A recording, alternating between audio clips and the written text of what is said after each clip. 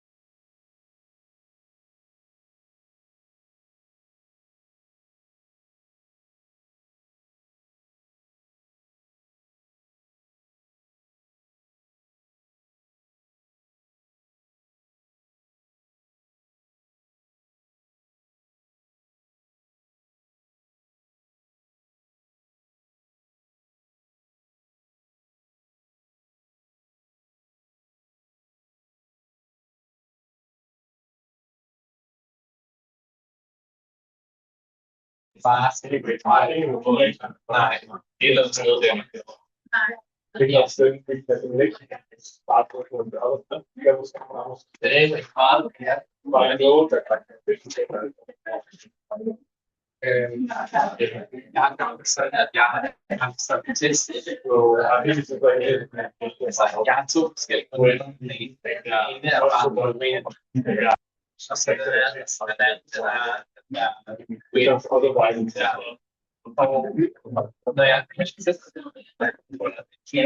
det står er bare Ja. det er så og så ser det lidt som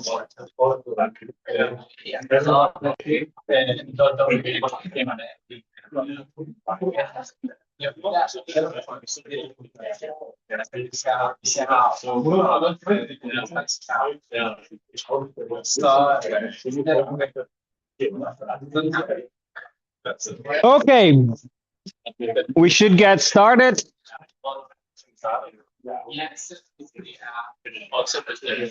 So, are you all ready for 4 hours of cognitive modeling? Okay, so what we're going to do today is we're actually going to start on a whole new module, the final one of the course, where we will explore categorization models or models of categorization.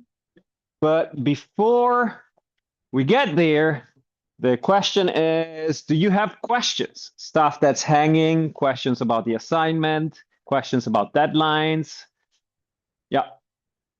I have a question about a conceptual thing related to patient updates. Yes. And how we generalize from the green problem to the conformity, yeah. task problem. It's just because So we have this first rating, Yes. and so somehow when we're talking about it, we talk about the first rating as if it's equivalent to pulling a beam from the earth. Yeah. And I think that's like confusing to me because really it seems that that's not the same thing at all. Because it's not really evidence. It's more like what's your first intuition. Yes. Okay. So we have a first rating and we have a group rating.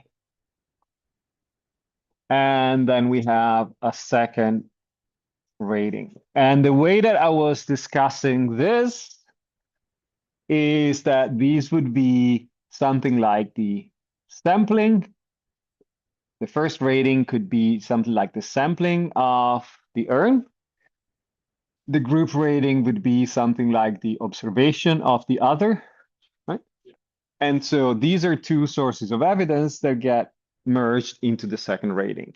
And what you're saying is actually the first rating feels to me like qualitatively different from direct evidence because it's still me doing the rating.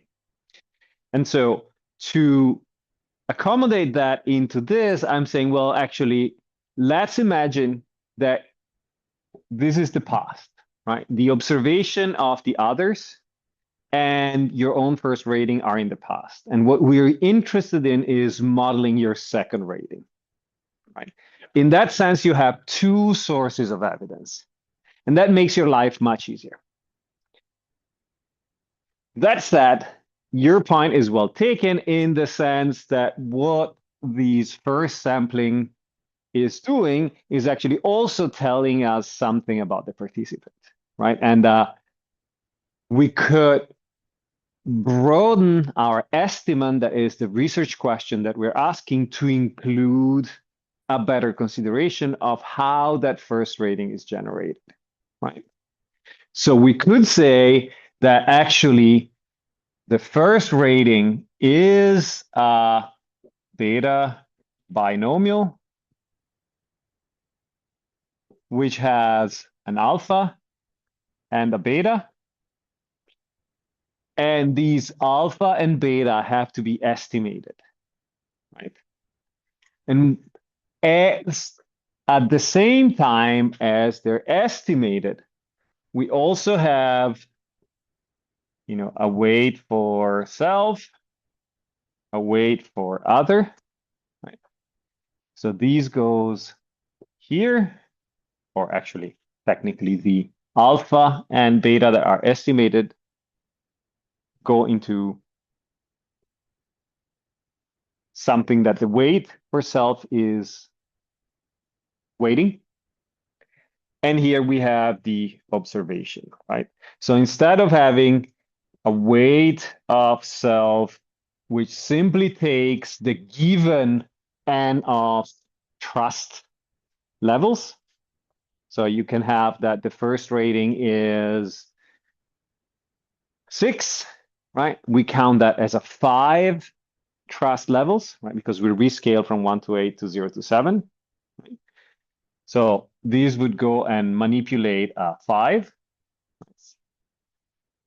Actually, what we could say is that these is no, this actually would still go there because, and then we would have, sorry, I'll just redo it because I've got myself confused, right? So we have two layers that we're trying to estimate. One is the alpha self and beta self, which we estimate from the ratings, right? The underlying distribution of alpha and betas that's generating all the first level ratings. Then we have the weight for self times the alpha for the first rating, which is a given, right? Plus the weight for other times the alpha of the group rating, plus the prior, which we had said could be the 0.5 And that would give us the alpha posterior. Right, we do the same for the beta posterior. And here it's WS given the number of the opposite number, right? So 7 minus alpha. Does that make sense? I'm trying to understand what is you're estimating now the first rating of the second. So this is the first rating, and those are the parameters generating the second rating. Yeah. 7 minus alpha G, right? So we would have two separate estimations that are going on at the same time. One that tells us about the tendency of the agent, the participant, to trust these faces, and the other that tells us how their own judgment and the judgment of others are combined into a second judgment. Right? But there's nothing stopping us from saying we can take that for a given. Right? Because we're only modeling the second rating process. Okay. Yes. Yeah. No, yeah, of course. Yeah. So it's a different. And why is that? Because it's also, so I'm trying to save you from too much complexity all at once. Because also what's going to happen is that if the weight for self is high in the generating model, the model could simply estimate the alpha to be overcounted, the alpha and the beta to be overcounted in the first rating. And that would correspond and then keep the weight for self low.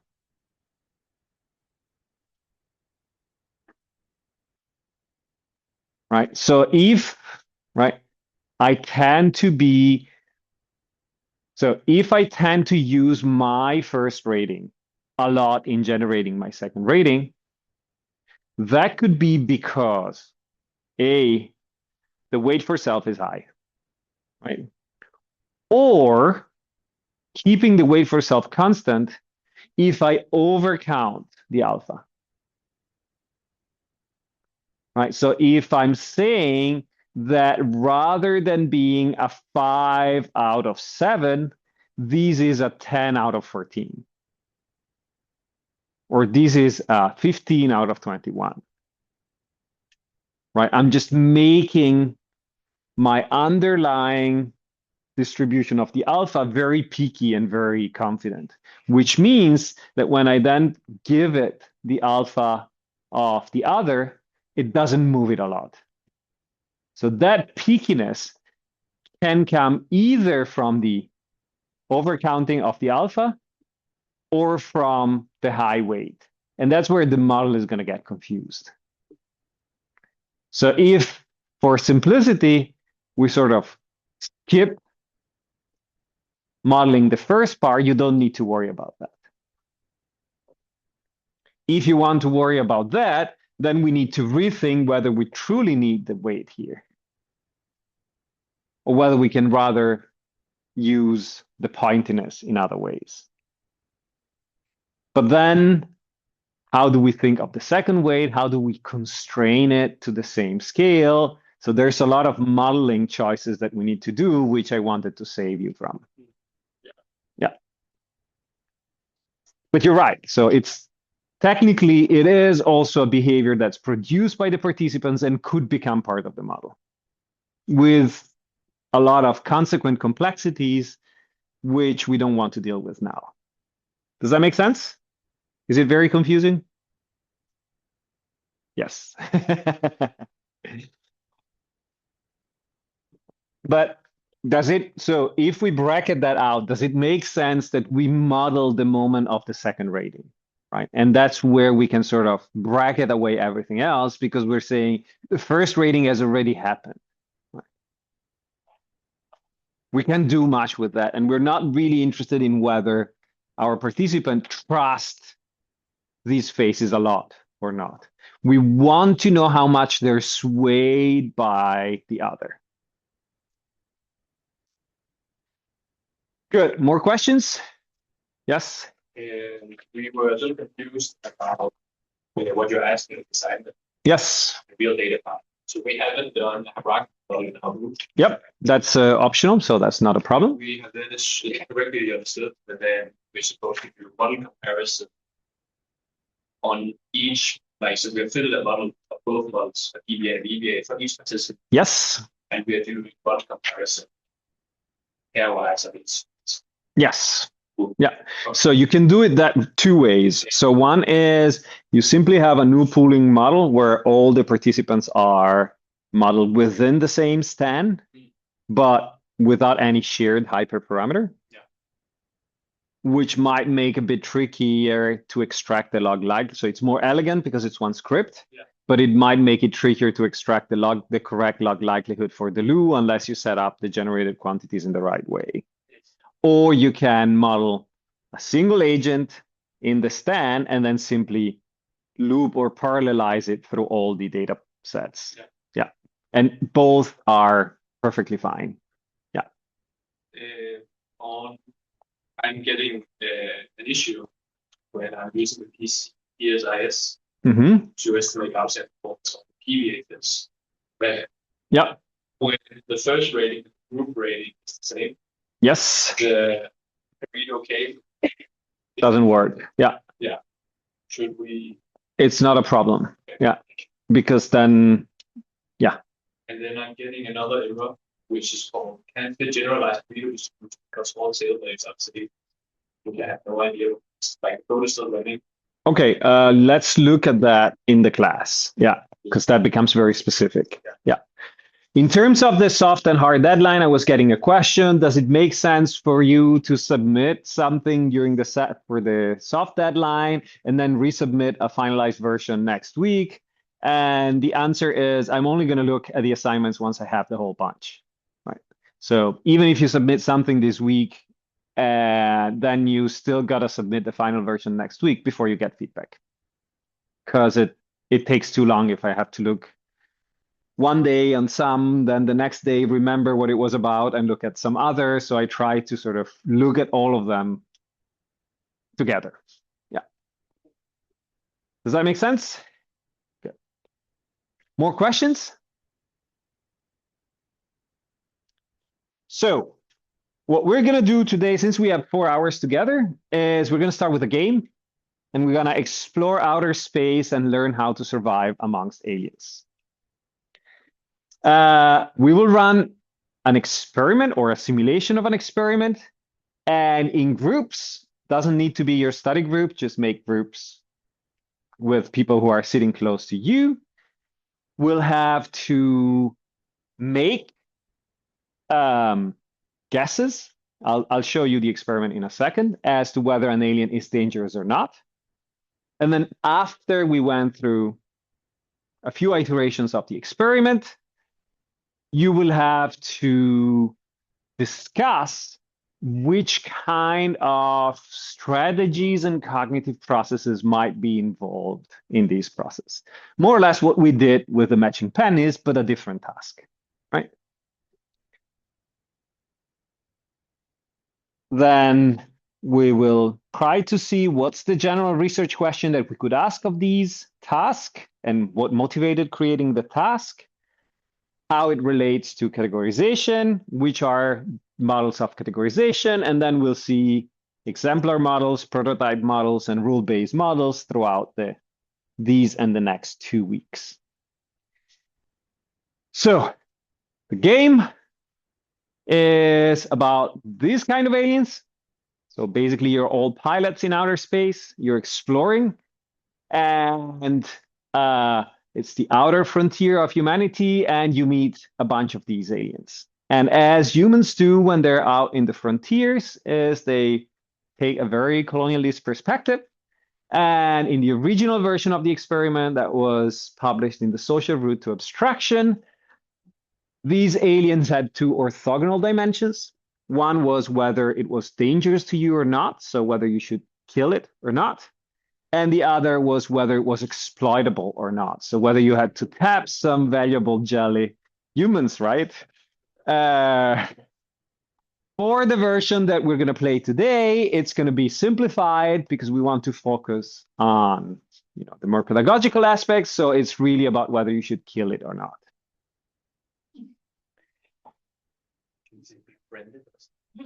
Nope.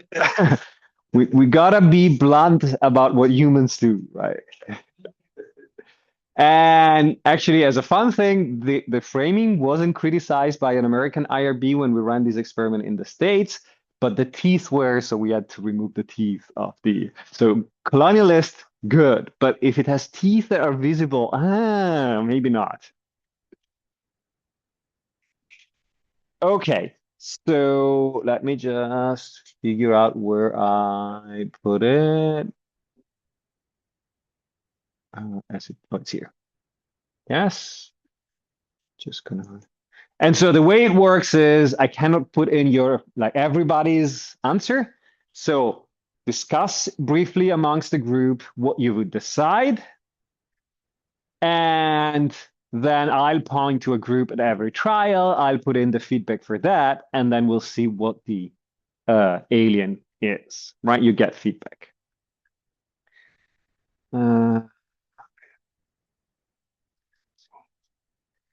We're not going to play for 21 minutes. So we're going to say we're going to play for 4 minutes in the training, and we're going to say just 5 minutes in the test.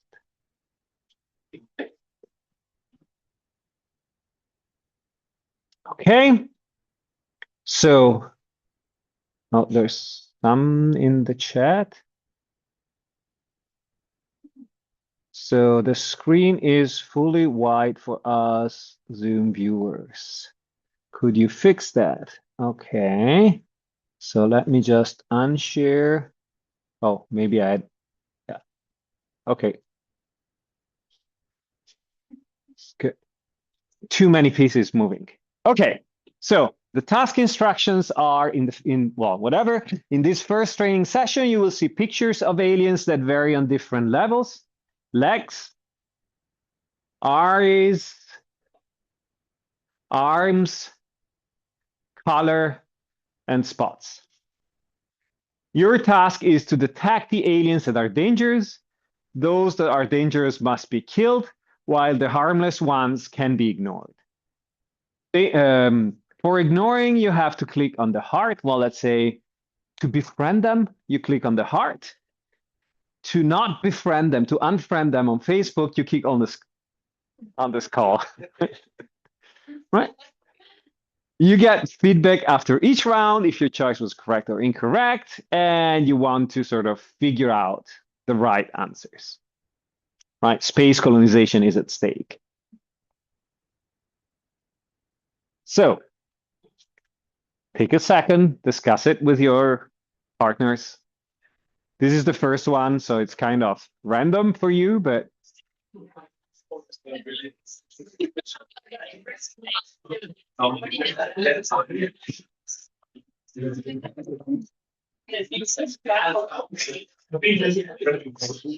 okay, so friend or unfriend?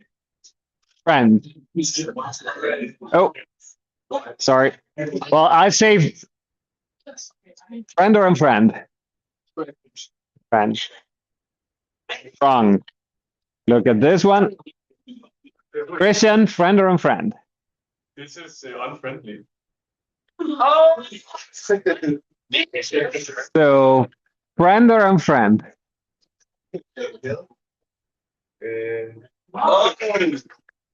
So, Martin, friend or unfriend? Yes, friend or unfriend? What?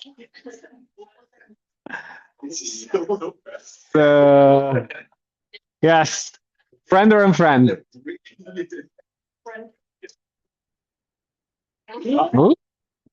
We're gonna stop here while you're winning, right? Friend or unfriend?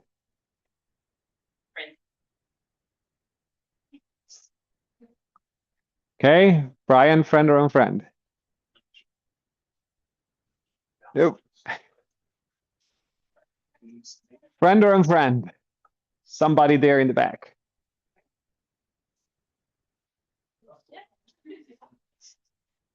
Yes. So, friend or unfriend? Nope. Friend or unfriend? Unfriend. Okay. Somebody wants to volunteer? Nice. Mhm. Okay. Friend or unfriend? Yeah, I think it's. Well, you need to pick. Yeah. Okay. Okay, but they're like, okay, but I can't. What are they saying? It's like when there's no spread. Spreads are also. Okay, the task is exactly the same. But what can happen is that over time, if you get too good, the rule might change.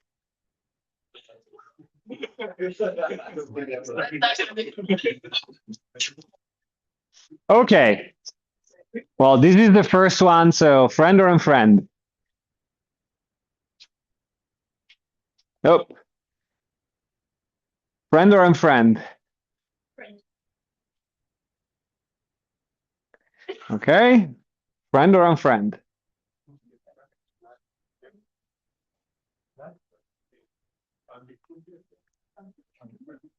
Nope. Friend or unfriend?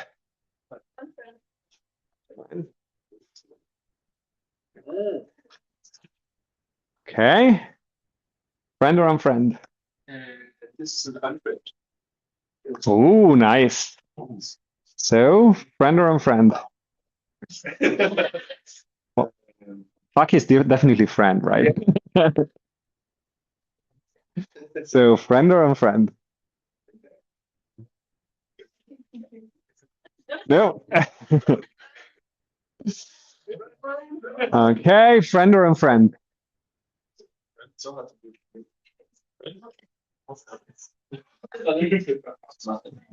Yes. I should have removed the timeout so you had a chance to discuss a bit more. Sorry. Friend, what do you say? Unfriend. Nope. Christian, what? Christian, let's test it. This one is an unfriend. Ooh. So, friend or unfriend? Friends. Nope. Yes. Friend or unfriend?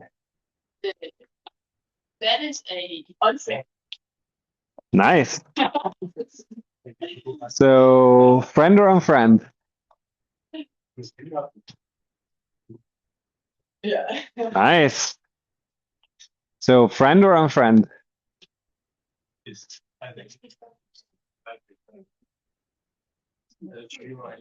Good.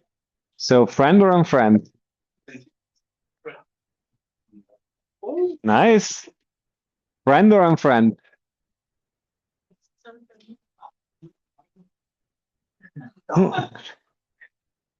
Friend or unfriend? Friend. Okay. Friend or unfriend there? Unfriend. Nice. So, friend or unfriend?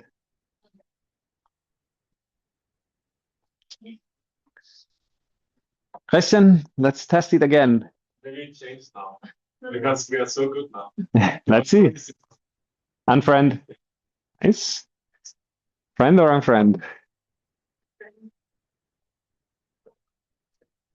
Ooh. Friend or unfriend?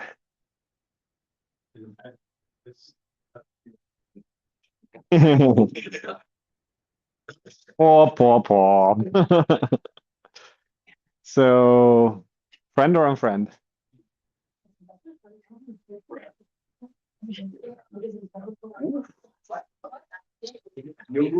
Okay.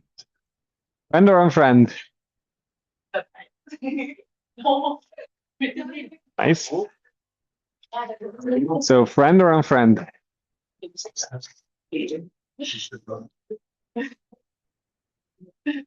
Unfriend. Enemy.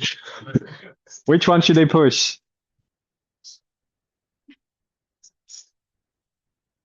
So friend or unfriend? I think the rule changed. So friend.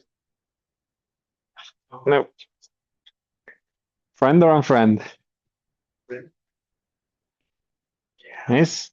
Friend or unfriend? Unfriend. Nice.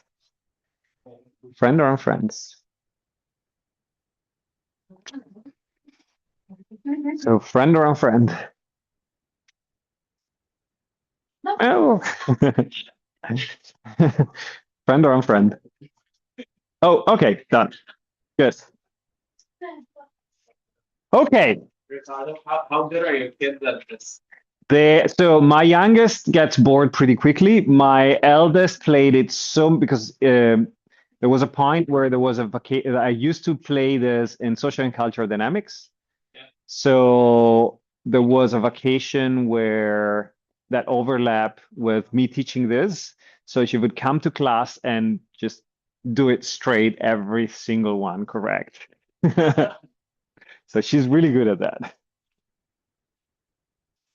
Okay, but now your pains are not over because I want you to discuss with the people close to you which strategies you have used in solving the task, which kind of cognitive processes might have been involved, right?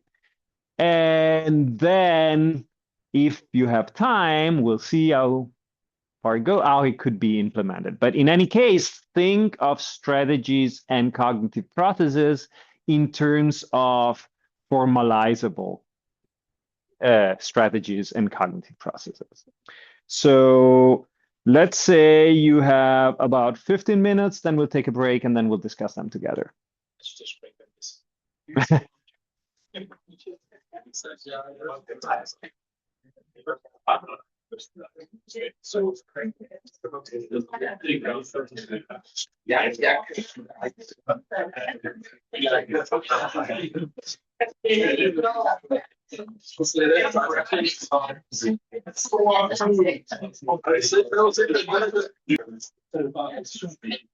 Thi là mình biết và đến công việc nó sẽ phải so it's extremely very complex. So actually, slight change of program. I'll start asking questions now because then we can do the second part of the class on the comparing your approaches to the traditional approaches. So I would like to hear, before we go on a break, a bit what are the general approaches that you're came up with, and we'll start there. So we didn't actually cover computer. No, but just which lines were you thinking along?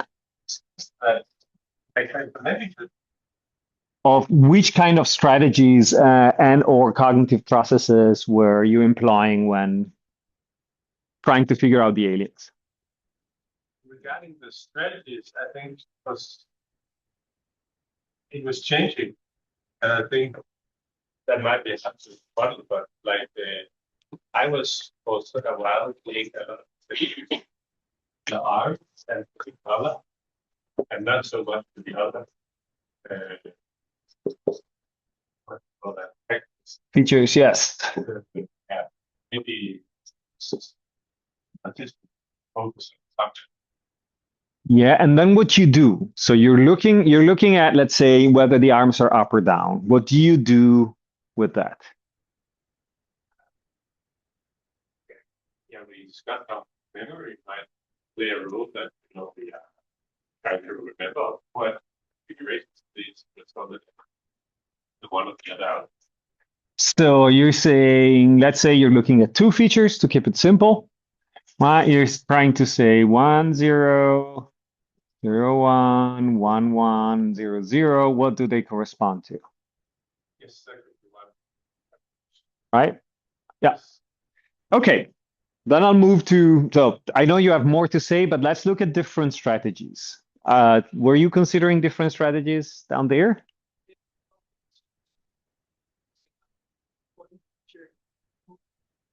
Yeah, okay. Actually, I think that it can be reduced to a specific case of this, but I think that it is a neat example on how to do that, right? Because it makes it also much easier to test it. In 1, in 2, or 3 aliens, you have a pretty clear idea whether it works or not. Actually, you have it in 1 alien, you have a pretty clear idea whether it works or not. If it's deterministic, if it's probabilistic, it might take a bit more. Right? So basically, you could do hypothesis testing on a trial by trial basis. Is that the line you were thinking along? Yeah. And then you would, in the next trial, you would change something else, right? You would test something else. Mm-hmm. Yeah. Well, but if it's, I guess that in this case where the rule is relatively simple, right? You can actually, if that rule works or not, right? So the memory is a lesser problem. Yeah, there's only one. Yeah. Yeah, exactly. That's it. How did the distribution of work between the 4 of you work in that? Of course, there wasn't not much time to speak with each other, but Again, we didn't really have that strategy for playing. okay, yeah. It's difficult making a strategy when you don't know what it means to other people. Yeah. So that's where if I hadn't forgotten to take out the timeout, having some time to chat could have clarified things, right? Nice. Did you have some other points on that? Mm-hmm. Like when we're playing word, it's essentially looking at different features, but Mm-hmm. find up on see what other people guess. So, okay, I think I'm trying to, yeah, but I'm trying to sort of hone in what you're saying. We weren't necessarily focusing on specific features. Oh, both of you. Yeah, okay, so, okay, that's a nice thing. So I would say, well, if you're playing it alone, right, you're able to test one feature at a time. If you're playing in 2, you should actually go twice as fast, right? And that's where you could gain an advantage in being 2, right? And if you're 4, you could do 4 features at a time. If you're 5, you could, in a couple of trials, if the rule is simple, figure out very quickly how to perform, right? Here, are there other points on strategy?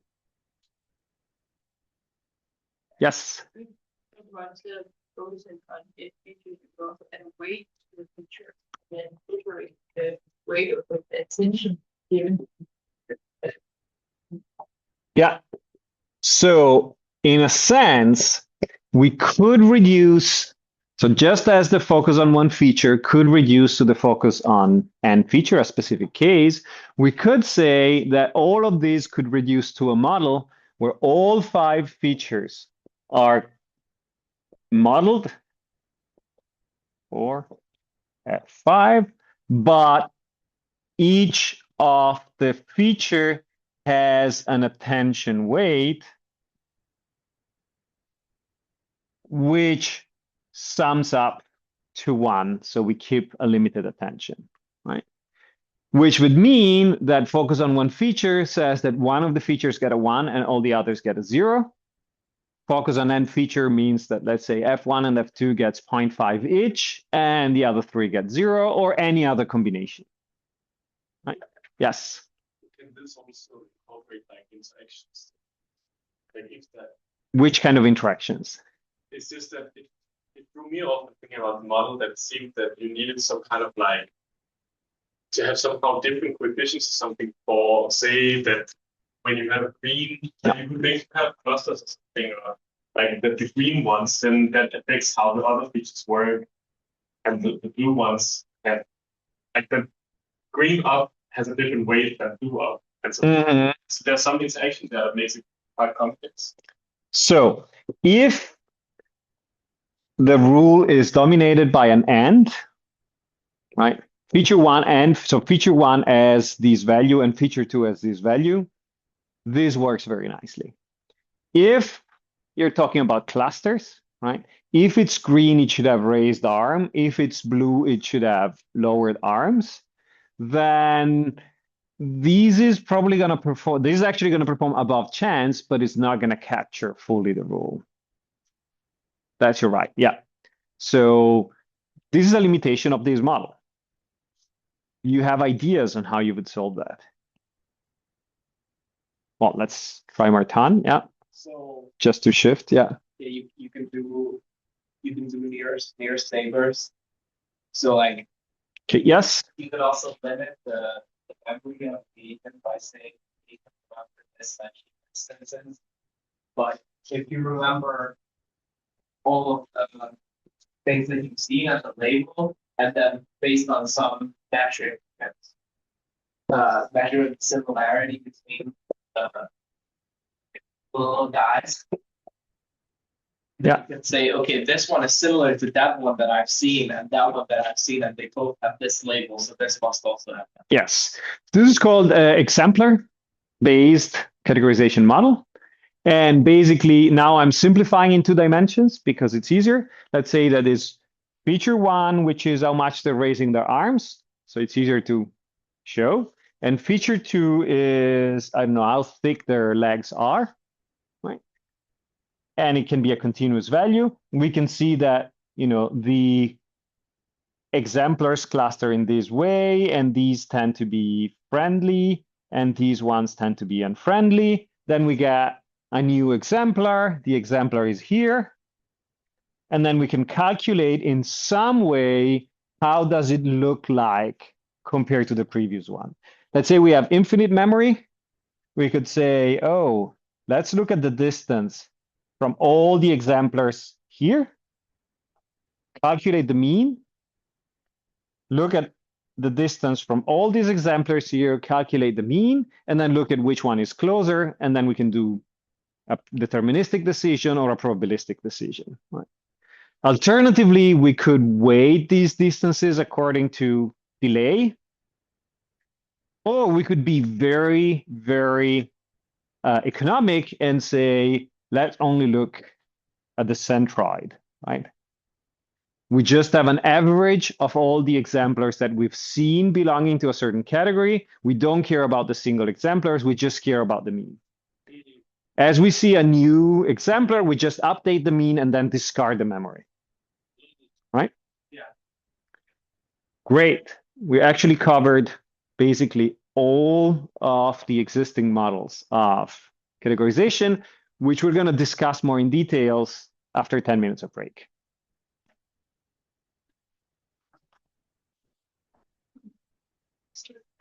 It's perception. Some people so you like this is.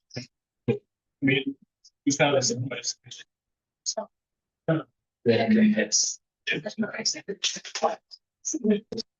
Yes.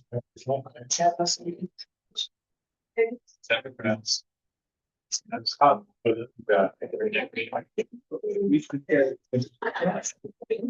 we know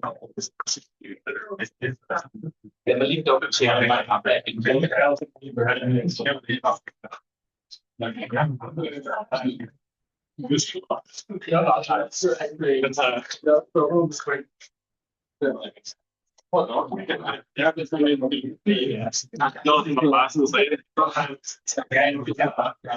Okay, we'll start again.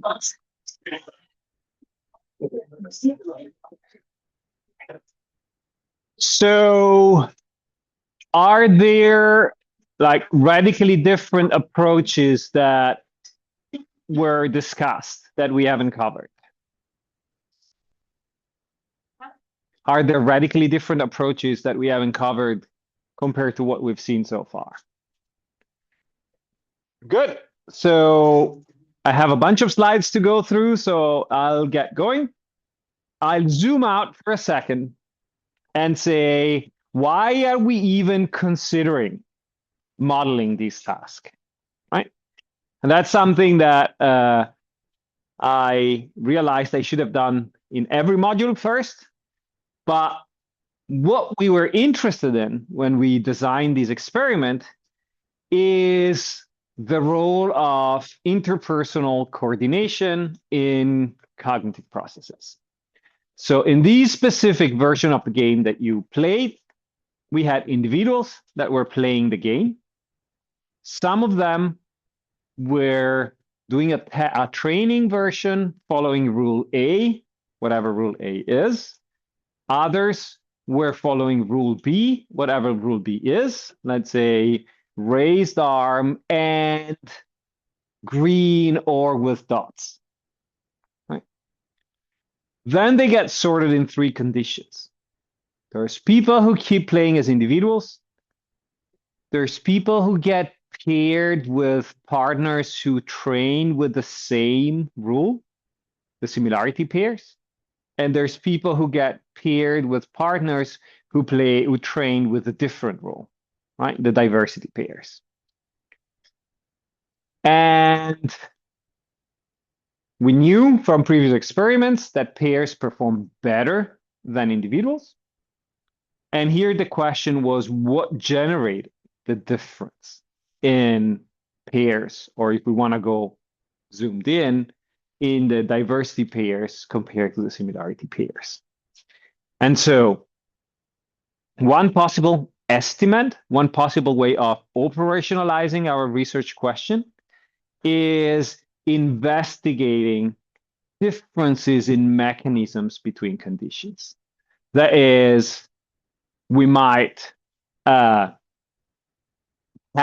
different models, some that are more implicit, like the nearest neighbor use of exemplars, and some that are more abstract, like the development of explicit rules binding the features. And we might expect that pairs might be more represented by rule-based mechanisms, while individuals might be better represented by exemplar or prototype-based models. And we'll see in detail what that means.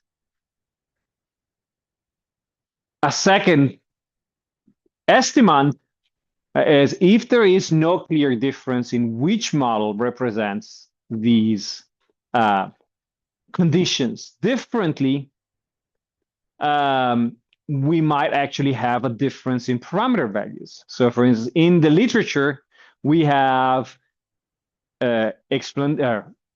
theories that pairs are better than individuals because they're more than one person and therefore they have more cognitive resources. For instance, memory for features and or memory for exemplars, right? So this is what would motivate us trying to develop formal models of more, oh, there's questions in the chat. The screen is fully wide again. I thought I had shared it.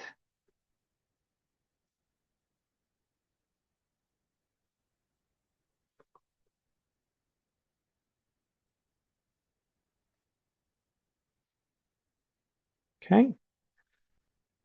So that motivates us implementing models of these different mechanisms. Does it make sense? Right. So it's not just because we like models, though we do like models, but it is because we have questions to ask. So the idea is that we might have estimates, questions that we want to ask to be able, maybe I should, yes, do diets use different mechanisms, or do they just have more cognitive resources? That means that we can generate or create some generative models that allow us to ask these questions. So for instance, we have 3 models that resemble more and more explicit rules. The exemplars that we've seen, the prototypes and the rules, which we'll all cover in the next weeks. And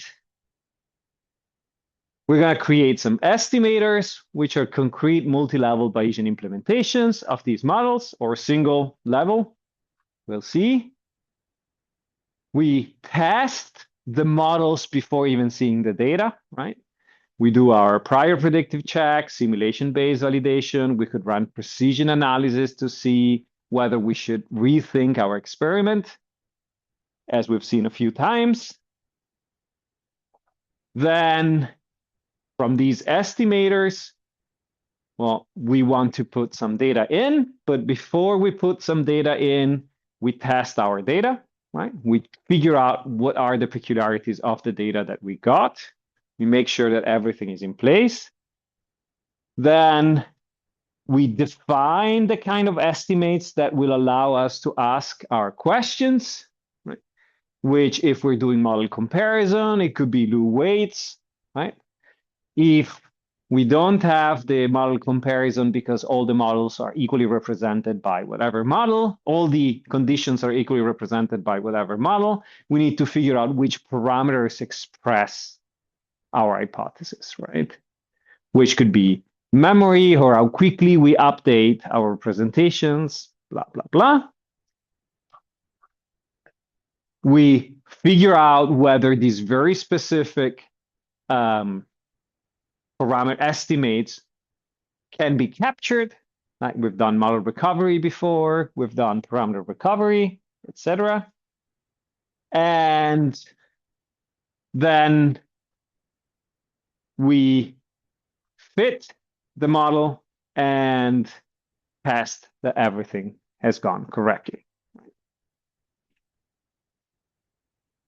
And yes. Okay, so this is why we're sort of building slowly our models and validating them to make sure that we can actually ask the question that we care about. So now we zoom out and discuss what are the models of categorization. So what is categorization? You've done intro to CogSci many, many years ago. So you probably can remember, it was probably something that was in the concept chapter of the Anderson book, right? But the basic idea is that categorization is the process through which an organism acquires knowledge structures that enable it to make predictive inferences. What does that mean? You have a baby that puts everything in their mouth. They need to develop a category of what's useful to put in their mouth and what is not. Right? Or as my old Danish teacher would say, you should be careful about what you put in your mouth. Yes, that was, sorry. You had to be there.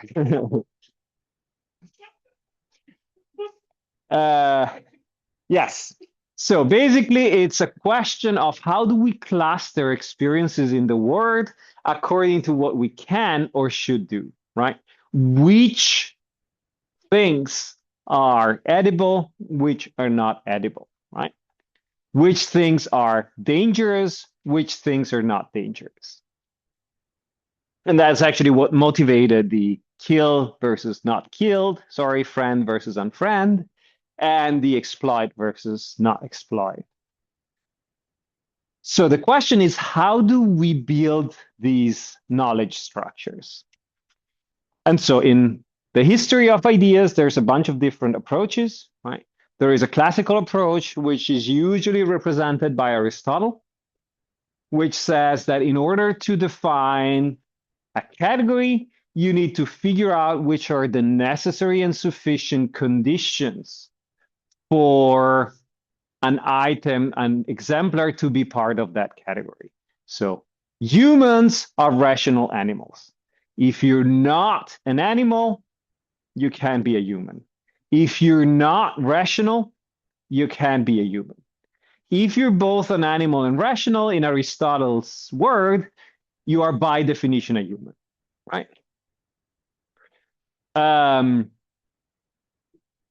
we could figure out something for birds, right? Where you need to have wings, you need to lay eggs, you need to have feather, and so on and so forth. And we would need to figure out the exact set of features for which when you have them, you are always a bird. When you don't have them or any of them, you're never a bird, right? These kind of didn't work out for a lot of reasons. Amongst them, that a lot of human categories are not as well defined. Even our scientific categories are kind of not really working that way. So as an example, the definition of a biological species, you know it, is a set of organisms that can interbreed and produce fertile offsprings. Right? So if you have a donkey and you have a horse, they can interbreed, but their two kinds of offsprings, the mule and the bardot, are not fertile. They cannot further reproduce. Therefore, donkeys and horses are two different species. Right? However, there's a million cases out in the world where you have, so for instance, in what was it, Californian salamanders, you have that the ones living in the north can interbreed in a fertile way with the ones living in the middle of the Central Valley, who can interbreed and get fertile offsprings with the salamanders that live at the south of the Central Valley. But if you take two salamanders from the north and the south, they cannot interbreed. Or you have the example of Wittgenstein trying to define what a game is, where games can be Fangeli, as Mark was mentioning yesterday, or it could be chess, or it could be, I don't know, Dungeons and Dragons, or it could be a million different things, and there is no core of features that all these games share with each other, right? Or you have penguins and ostriches and emus, which are really not clearly birds, though we think they are birds for reasons that are quite valid. So noticing all these sort of phenomenons, Eleanor Roche kickstarted the prototype revolution about in the 70s that said, well, instead of having these necessary and sufficient categories that are sort of taken from old school logic, deductive logic, what if instead we have a more probabilistic model in which we have a bunch of features which are relevant for a category, but they're not neither necessary nor sufficient. The more you share, the more in the center of the category you are. The fewer you share, the more in the periphery of the category you are. So you would have stuff like platypi, who are Neptune, right? We share some features of mammals. You know, they produce milk, they have fur, but also they share some features of birds. They have a bill like a duck, and they lay eggs. And therefore, they've been debated forever as to whether they would belong to the one or the other category, right? Now we know they're mammals, but they're not very prototypical mammals. However, there were other critique of that, for instance, Medin and Nosovsky, who started collecting data on humans instead of thinking about these categories, and realized that often humans actually remember not just the category, but they do remember exemplars that they've met.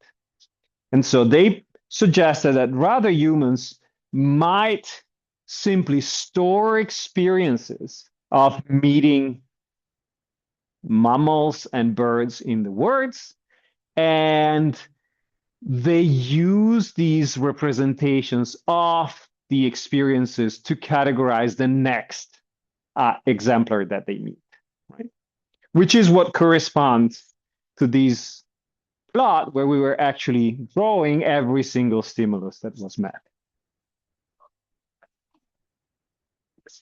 And finally, now that there has been a Bayesian renaissance, there is there is another approach, which is a rule-based approach, like in the old classical tradition. But instead of having necessary and sufficient categories, very deterministic rules, what we have is that there is a universe of possible rules which we might sample a certain amount given our memory limitations. And as we meet exemplars in the world, we might run predictions from each of these rules and then assign a weight to each of these rules. And our categorization, according to the model, might be given according to the most probable rule or by a combination of these fuzzy rules, right? Which, if the rules are already out there, they can be thought of as predefined, is a very, very powerful mechanism. Where the rules come from is something that Bayes has not been very good at answering, and probably connectionism has more to say about that, but that's a separate rambling discussion. So when we look at these models and the many models inside each of these classes of models, we need to be able to describe them in similar ways so we can more easily see what the differences are. So I've been trying in the last 3 years that I taught about categorization to figure out a template of dimensions that we can use to define these models in a way that makes them easier to compare and at the same time easier to formalize. Right. So the first is input representation, right? When we get to see or in whatever other way experience the exemplars, how do we represent them? And so, for instance, in the case that we've just seen, right, this was kind of force-fed on you. There's a bunch of features, right? F1 to 5, and each of them can have 0 or 1, right? So the representation is a vector of zeros and ones of length 5. But nobody stops us from using a complex neural network that takes every single pixel, right? That would be a different kind of representation. And we could have at continuous degrees, right? So instead of having a vector of 0 and 1s, it could simply have been a vector of real numbers, right? So the arms were raised 0.5, and the color was a shade between green and blue of 0.9, so very blue, etc., right? The second is attentional processes, which I'm very happy you brought up before, because not all the features are equally important or equally relevant to the task at hand, right? And we might have, as we've seen in previous models, we might have a conception of attention as a limited resources. All the weights need to sum up to 1, or we can have a conception of attention which is unlimited, right? As in the reparameterized weighted Bayes. Then we have intermediate representations. What is an intermediate representation? Well, for the exemplar case, there's no intermediate representation, but for the prototype case, we have that these vectors, they don't get stored as such, but they get compared to the current centroid of the category, used it to update the centroid, and then discard it. So the intermediate representation is the centroid, right? The average. So it gets compared to what we've seen before. It's used to sort of adjust it and then thrown away. And then we have evidential mechanism. What is an evidential mechanism? Given this intermediate representation that we have, it might be a bunch of exemplars. It might be a centroid, a prototype. How do we assess whether our new stimulus is in one category or the other. And we'll see a few different mechanisms. Then we have decision rules, and you've met a bunch of those, right? So if you have that given the distance between category 1 and the stimulus and distance between category 2 and the stimulus, there is a 0.7. So the evidence on a scale from 0 to 1 is 0.7 for category 1, right? Are we then just saying category 1? That would be a deterministic rule. Or are we using that 7 to sample from a binomial, which is a probabilistic rule? Or are we using a soft max, which then depends on the temperature, right? Different decision rules. And finally, something that's often set aside when we discuss categorization, but luckily it's getting taken up again, it's learning, right? How time is represented in this process. And so actually I've anticipated already a bunch of this, but this is a classic set of stimuli for this sort of experiment. Phases defined by a bunch of features. For instance, the length of the nose, the distance of the mouth from the nose, and so on and so forth, right? So we can take these features and attribute to them a number. If we talk about binary features, it's usually discussed as feature. If we have continuous features, they're usually defined as geometry, but really it's the same idea. The attentional processes, as I was saying, depend on how important different features are. So here we see in the two plots the same general distribution of stimuli, but in the top one, both dimensions, the x and the y, whatever they are, get the same attention. In the bottom panel, we have that the horizontal dimension matters more, get relatively more attention than the vertical dimension, and therefore their distances on the horizontal dimension get stretched out, and their distances on the vertical dimension, they get squeezed, right? Does that make sense? Good. Yeah, we've seen that. And sometimes these things are learned in the task. Sometimes we have priors, right? For instance, if we're evaluating dangers, as you've probably implicitly experienced, raised arms or big teeth, they tend to be pre-existing attentional saliencies, right? Intermediate representations, right? We've seen exemplars. We remember all the exemplars by categories. And in evolutionary approaches to cognition, it's generally seen to be good for certain things. Let's say potential mates or caregivers, right? It's not like a baby should raise the hand to any adult. They should remember the specific exemplars of adults who are likely to give them food and to keep them safe. The same when you're out searching for a mate at the pub, right? Unless you're a drunken guy, I guess, you probably want to look at exemplars and not at, a large blob of possible mates. Yes,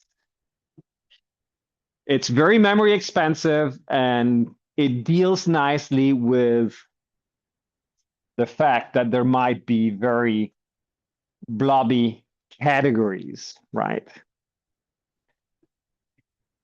It's easy to update because every time that you meet a new exemplar, you just put a new dot.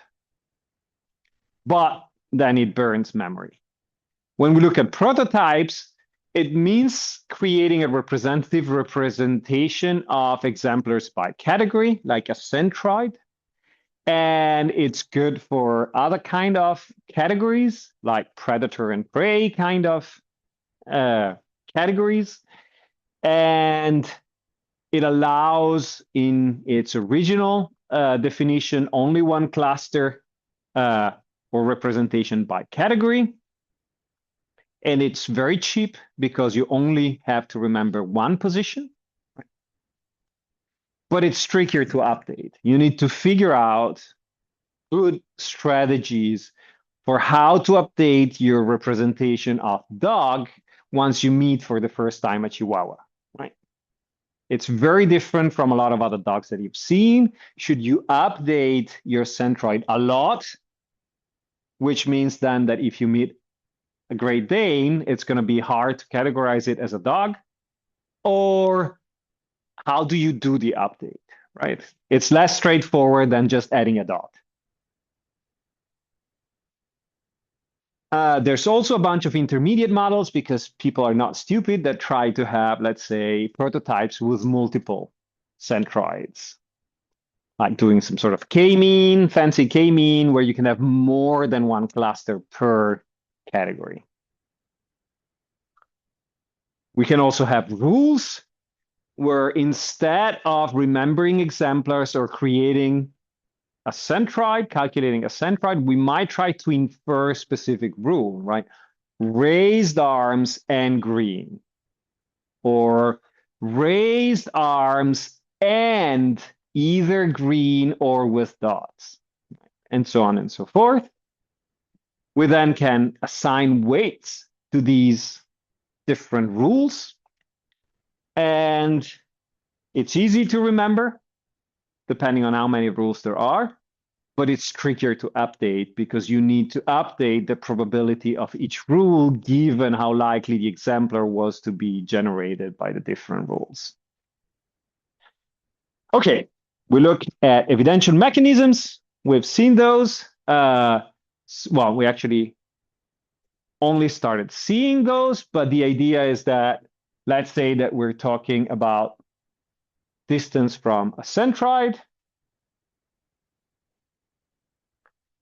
And we have two centroids, and we have a new exemplar. Right? How do we calculate the distance? There's many ways. Obvious ways is Euclidean distance. You just draw the straight line between the dot and the other centroid, and you measure it. Others have argued that, actually, let me just redraw it a bit more in the middle. Others have argued that this is not how we should calculate that, but we should actually do what is called a city block distance, right? That we move along one dimension until we reach the centroid, and then we move along the other dimension. Why is it called a city block distance? It's because if you're walking in Manhattan or another well-organized city, you can't just cross buildings, right? You need to follow the street to go around. And if we consider the two dimensions to be somehow very orthogonal to each other, we might want to calculate them separately from each other. Yes? But I guess you don't understand. Why would you want to do it like that? Isn't there's a geometric relationship between those two lines and the straight line? So they're not perfectly correlated. So you get slightly different results. Yeah. Is because the space is not. Well, so attention is stretching the space, Okay. right? Yeah. So Nosovsky and the model we're going to implement uses the city block distance. So I implemented that in the course notes, but I give you in a few slides a generic measure of distance in which you can change the exponent and get these two different distances. Then, once we have, the idea is that as we get further away from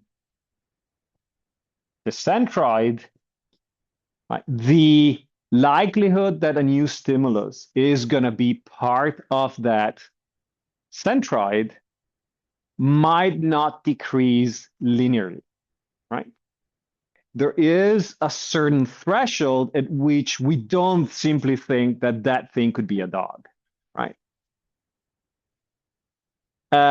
So the traditional way of transforming distance from this feature space into a psychological space of similarity is to use exponential decay, right?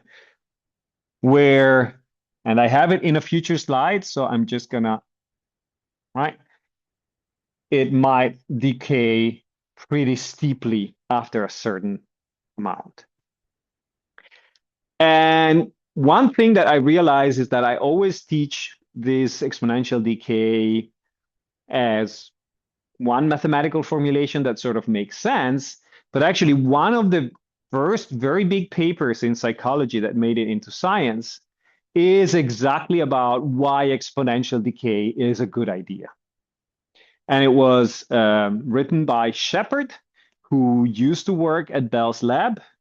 And there's a fantastic chapter on his work in The Laws of Thought, which is one of the books I recommended early on how he was really spent decades trying to figure out how to use space as a metaphor for this way in which cognitive processes work.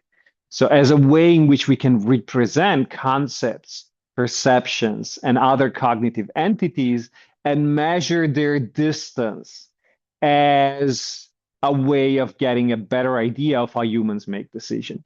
And it's actually a really beautiful paper toward a universal law of generalization for psychological science. So now we just put, an exponent and get an exponential decay, and it makes our model fits nicely. But it is one of the big conquests of cognitive science, having figured it out. Yes.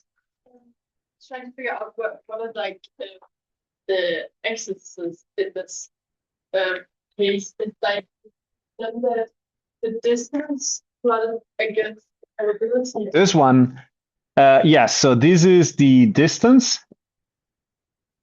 and this is the similarity. Let's call it. Okay, so we have drops very steeply at the shift. Exactly that. Two elements that are here are still going to be relatively similar in. So two elements that are distant, I don't know, 0.2, they're still going to be considered pretty similar in our cognitive system. But as we get to a bigger distance, the similarity drops very fast. Our tendency to rate them as similar, our ability to recognize them after being primed with the other, our ability to come up with that word after the other has been primed, and so on and so forth, drops drastically.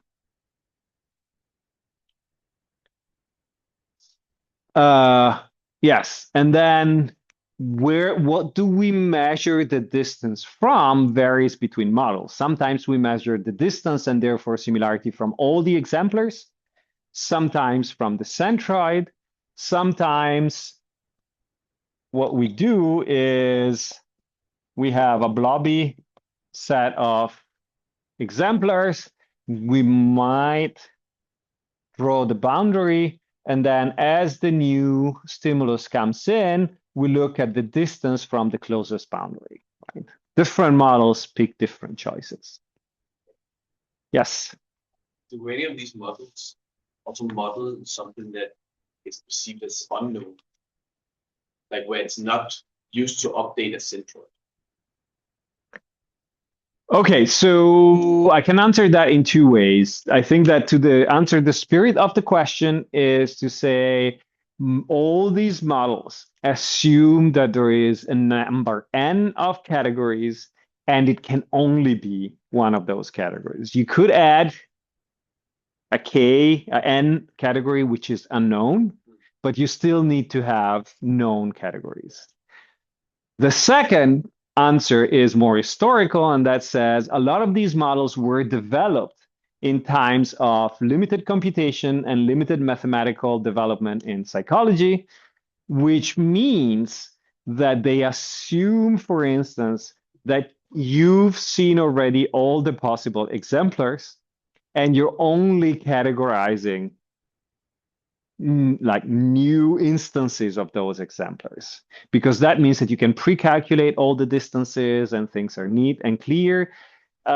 These also sort of ended up shaping psychophysics, because what ended up being is that to do these experiments and run these fancy models, which were the newest frontier of psychology and cognitive science, you had to bring in your friend and spend 3 hours with them looking at all the stimuli like 6, 10, 100 times until you could assume that they had stored them in their memory. At which point came the only part of the experiment that you actually recorded, which was the testing phase. And that has implication for how the models are implemented, and we'll move them a bit to capture situations like the aliens that you've seen, where you don't have a category to start with. Or you have a category, dangerous, not dangerous, but you don't have any exemplars in there. You don't have any training in advance. Decision rules, well, we've seen those. And learning and time is often underexplored. There's some models that more recently try to add evidence accumulation, right? Saying that, oh, so first I look at the arms of the alien and I try to see, do I get enough information to make a decision? If not, then I also look at the color. If not, then I also look at the stains or dots or spots, whatever they were called, right? There's also some model that try to go at that by putting different time pressures. So now we take the alien away and you need to make a decision. We have seen an example in which instead of having this kind of setup where you need to know all the exemplars in advance and then you get tested, we are exposed to new stimuli from the start and we need to form the categories running. And that's pretty easy to model, so we'll do that. There's also models that say attention weights are not something that we're born with, but it's something that we learn over time. And there's different ways of modeling that. The current dominant in the field is using some sort of neural networks to update the weights and then feed them into, let's say, an exemplar or a prototype-based model. We're not going to cover that because when I tried implementing them in our whole baseline workflow, they're terrible. Like they just don't recover parameter values. They do all sort of weird shit. So they're models that haven't been extensively validated. Other people are actually trying to simply put reinforcement learning here in the weights, but I was getting excited about the neural network, so I haven't had the time to implement the reinforcement learning version. Okay. Just as I mentioned, there's been other people who have tried to systematize comparison between categorization models, and there is a really neat paper by Wills et al. With a package in which they try to take all of the dominant models in the field and implement them according to the same templates in a forward model in this package called CatLearn. So if you feel curious, you can go and look at that, and it might also be something that you can use for assignment 4 if you want. The last point that I want to bring up is categorization versus classification.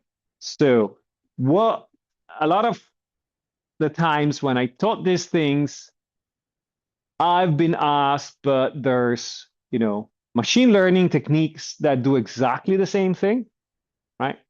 Somebody has mentioned like nearest neighbors, or we might have, we can just throw whatever, large convolutional neural network at the aliens and try to see how they get categorized.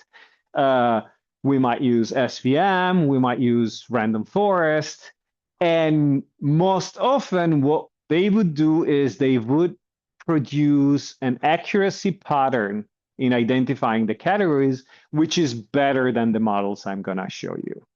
So what's the point in the models that mathematical psychology and cognitive modeling have developed, right? How do they relate to these classification model, and where do they differ, except that they're crappier at performance? And so the question is really what we're trying to do. I don't care about figuring out a model that can precisely identify whether the aliens are dangerous or not. Right? What I care about is having models that embody theories of cognition so that I can actually compare their performance in forward simulation and feed them to participants to learn something better about something more about how humans work. So for instance, I'm really interested in how does our categorization process change when we start talking to each other compared to me just doing the task in front of the screen, right? And my theory is that that actually moves us from a more implicit kind of learning to a more explicit rule-based kind of model. And therefore, it makes much more sense to have models that, even if imperfect, embody these different styles of thinking, right? And I don't want to have a perfect performance. I'm actually interested in the patterns of errors that these models and humans do, right? Because they're epistemic too. And with that, I'll stop here, and next time we'll go through the GCM and implementation and how to do that. Good.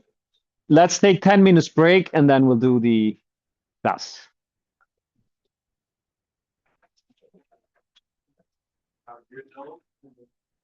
Yes. I'll just stop recording.